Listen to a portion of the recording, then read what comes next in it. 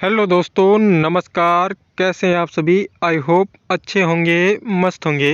तो फ्रेंड्स, आज आपका स्वागत है एक और नई क्लास में। तो आज इस वीडियो में हम बात करने वाले हैं पद्य साहित्य इतिहास के ऊपर, और ये हमारा पार्ट 4 वीडियो है। इससे पहले हमने पार्ट 1, 2, 3 अपलोड कर दिया है। यदि आपने नहीं देखा है तो आपको उसका लिंक डिस्क्रिप्शन में मिल जाएगा, आप वहां पर जाकर देख सकते हैं। ठीक है। और आप सभी के आसानी के लिए मैं उसका प्लेलिस्ट भी बना दूंगा। तो चलिए वीडियो शुरू करते हैं। उससे पहले एक बात ध्यान रखनी है कि यदि आपको 12th को निकालना है तो इसको सही से पढ़ना है। ठीक है, तभी आप अपने सपने को पूरा कर सकते हैं। ठीक है।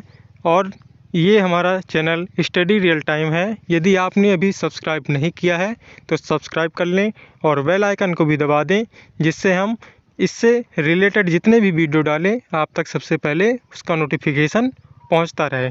ठीक है। चलिए, अच्छे से पढ़ते रहिएगा और आगे बढ़ते रहिएगा।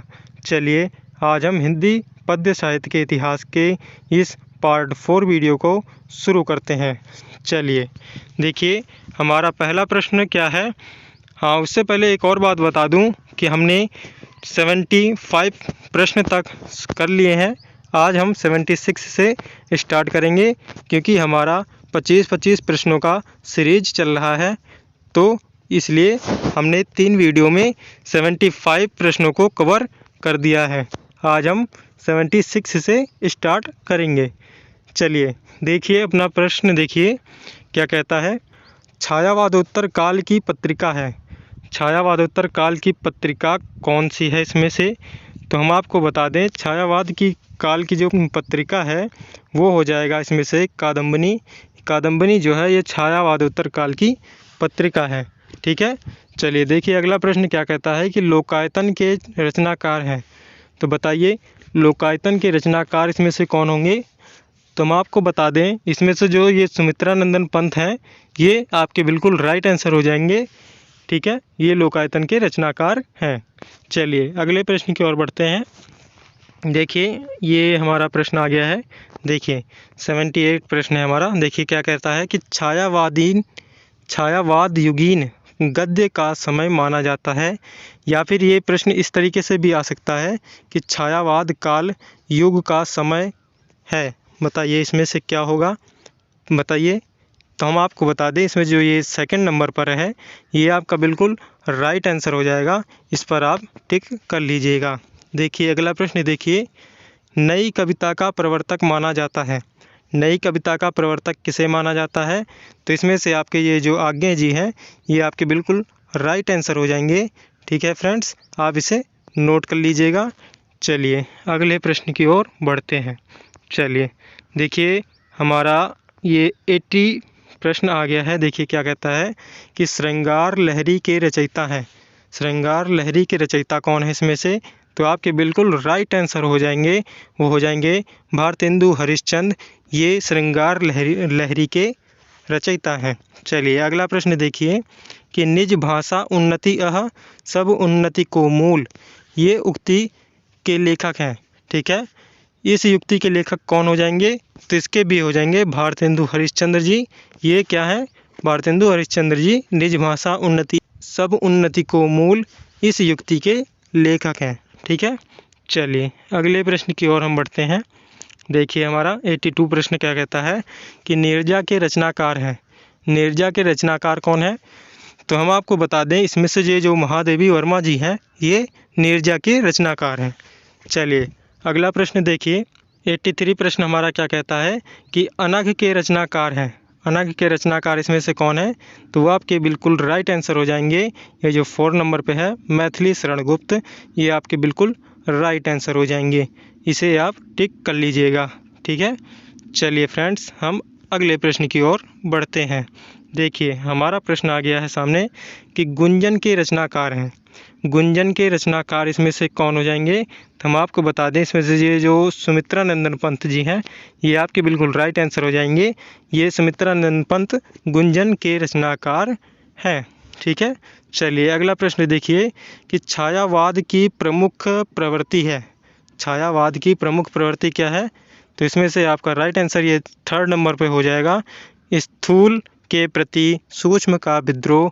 ये आपका बिल्कुल राइट आंसर हो जाएगा, आप इसे नोट कर लीजिएगा। चलिए अभी हमें रुकना नहीं है, बस पढ़ते चलना है, ठीक है, क्योंकि मंजिल को पाना है तो हमें पढ़ते जाना है। चलिए अपने प्रश्न की ओर बढ़ते हैं।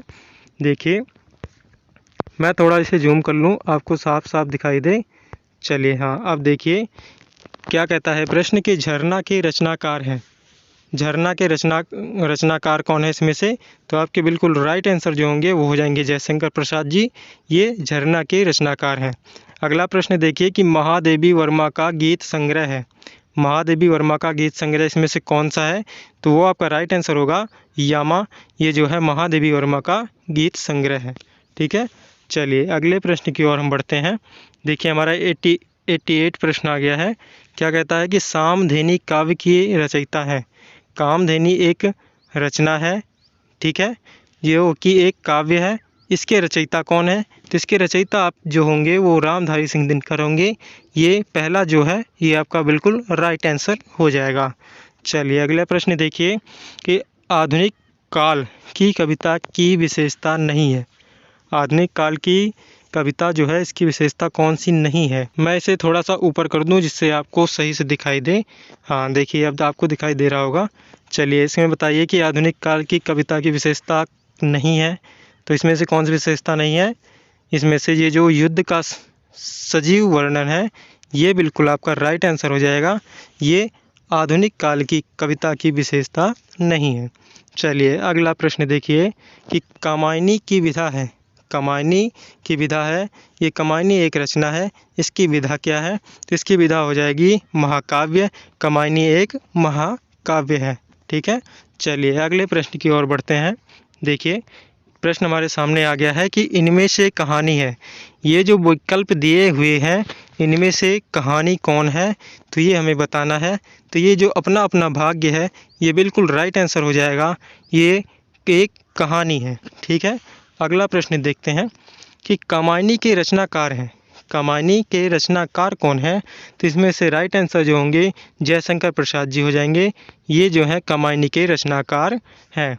चलिए अगले प्रश्न की ओर बढ़ते हैं। देखिए ये हमारा प्रश्न आ गया है कि ध्रुव स्वामिनी किस विधा की रचना है। ध्रुव स्वामिनी किस विधा की रचना है? तो ये एक नाटक है, ठीक है। ये जो 2nd नंबर पर है ये आपका बिल्कुल राइट आंसर हो जाएगा। चलिए अगला प्रश्न देख लेते हैं। चलिए देखिए इनमें से कौन सी रचना नाटक नहीं है? तो बताइए जो नीचे विकल्प दिए हुए हैं इनमें से कौन सी रचना नाटक नहीं है? या फिर ये प्रश्न ऐसे भी पूछ सकता है कि नाटक विधा पर आधारित रचना नहीं है। तो इसमें से आपका बिल्कुल राइट आंसर होगा ये तीसरा वाला, अपना अपना भाग्य। ये जो है रचना नाटक नहीं है और ये 3 जो है ये नाटक है, ठीक है। चलिए अगले प्रश्न की ओर बढ़ते हैं। देखिए 95 प्रश्न हमारा क्या कहता है कि जयशंकर प्रसाद की रचना है। ये नीचे जो विकल्प दिए हुए हैं इनमें से बताइए कि जयशंकर प्रसाद की रचना कौन सी है? तो हम आपको बता दें ये जो चित्राधार है ये जयशंकर प्रसाद की रचना है, ठीक है। ये चित्राधार इन्हीं की रचना है, जयशंकर प्रसाद की। चलिए अगला प्रश्न देखिए कि कादम्बनी पत्रिका है। कादम्बनी पत्रिका किस युग की है? छायावादोत्तर युग की या द्विवेदी युग की या छायावाद युग की या भारतेंदु युग की? तो हम आपको बता दें ये जो कादम्बनी पत्रिका है ये छायावादोत्तर युग की है, ठीक है। पहला आपका बिल्कुल राइट आंसर हो जाएगा। चलिए अगले प्रश्न की ओर बढ़ते हैं। चलिए देखिए 97 प्रश्न हमारा आ गया है। क्या कहता है कि प्रेम सरोवर के रचयिता हैं। प्रेम सरोवर के रचयिता इसमें से कौन होगा? तो आपके बिल्कुल राइट आंसर हो जाएंगे भारतेंदु हरिश्चंद्र जी, ठीक है। ये पहला आपका बिल्कुल राइट आंसर हो जाएगा। देखिए अगला प्रश्न देखिए कि निम्न में से कौन सी कृति रीति काल की है? तो इसमें से बताइए कि कौन सी ऐसी कृति है जो रीति काल की है? तो हम आपको बता दें ये जो बिहारी सतसई है ये कृति जो है रीति काल की है, ठीक है। चलिए अगले प्रश्न की ओर बढ़ते हैं। देखिए हम इस वीडियो का आज बस 2 ही प्रश्न और बचे हैं, देख लेते हैं भी सही से। लोकायतन की विधा है। बताइए इसमें से लोकायतन की विधा कौन सी है? तो हम आपकी जानकारी के लिए बता दें, ये जो सेकंड नंबर पे है काव्य या फिर इसे कविता कहें, ये जो है लोकायतन की विधा है। ठीक है, चलिए अगला प्रश्न देखिए, निम्न में शेष प्रेमाश्रयी शाखा के कवि नहीं हैं। देखिए क्या कह रहा है कि इनमें से जो नीचे विकल्प दिए हुए हैं, इनमें से बताइए कि प्रेमाश्रयी शाखा के कवि नहीं है। इसमें से कौन से प्रेमाश्रयी शाखा के कवि नहीं है? तो वो आप जो होंगे, ये कबीरदास जी जो हैं, ये प्रेमाश्रयी शाखा के कवि नहीं है। ये चौथा आपका बिल्कुल राइट आंसर हो जाएगा। ठीक है फ्रेंड्स, आई होप आज की इस वीडियो के जितने भी प्रश्न थे आपको अच्छे से समझ में आ गए होंगे। आपसे एक रिक्वेस्ट है कि इस चैनल पर बने रहिएगा और अपने ज्ञान को बढ़ाते रहिएगा। हमारा चैनल स्टडी रियल टाइम है, इसको आप सब्सक्राइब कर लीजिएगा और बेल आइकन को भी दबा दीजिएगा, जिससे आगे आने वाली वीडियो का नोटिफिकेशन आप तक पहुंच जाएगा और आप पढ़ाई को निरंतर कर सकेंगे और आगे बढ़ते रहेंगे। ठीक है, बस यही कहना है कि स्टडी रियल टाइम हमारा चैनल है, इसे सब्सक्राइब करके बेल आइकन दबा दीजिएगा और वीडियो को लाइक, शेयर, चैनल को सब्सक्राइब और कमेंट तो ज़रूर कर दीजिएगा। धन्यवाद, मिलते हैं हम अगली वीडियो में। जब तक के लिए जय हिंद, जय भारत।